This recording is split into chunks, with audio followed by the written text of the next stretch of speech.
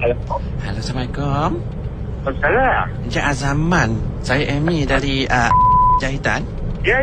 Saya nak sampaikan ni pesanan daripada bos saya. Ya. Yang baju yang kain oren tu Tak salah. tak siap laki lah. Kenapa? Seluar dia tu kita orang terpotong pendek lah.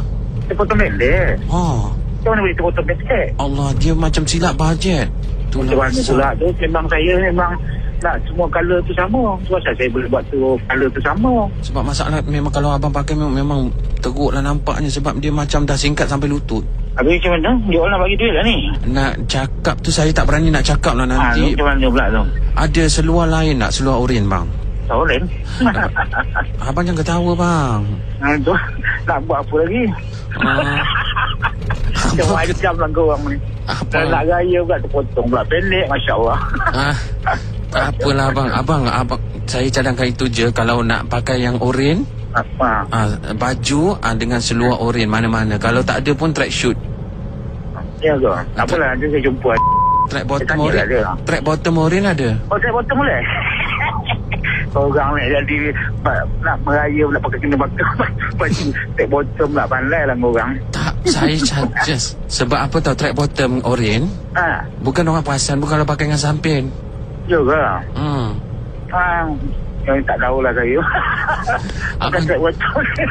Kau pandai, kau jangan saja-saja anak buat saja satu tensan saya pergi. Tak ada bang, tak ada. Sekarang ni korang jangan setan, korang nak terpotong.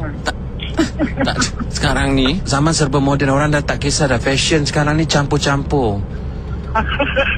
Kalau abang pakai raya nanti abang pakai baju Melayu, bawah pakai track bottom, nampak semangat kesukanan. Satu Malaysia.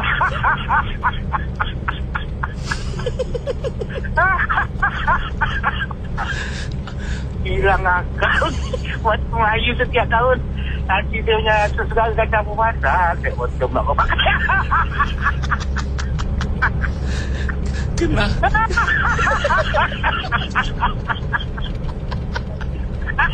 Itu orang kebiasaan saya.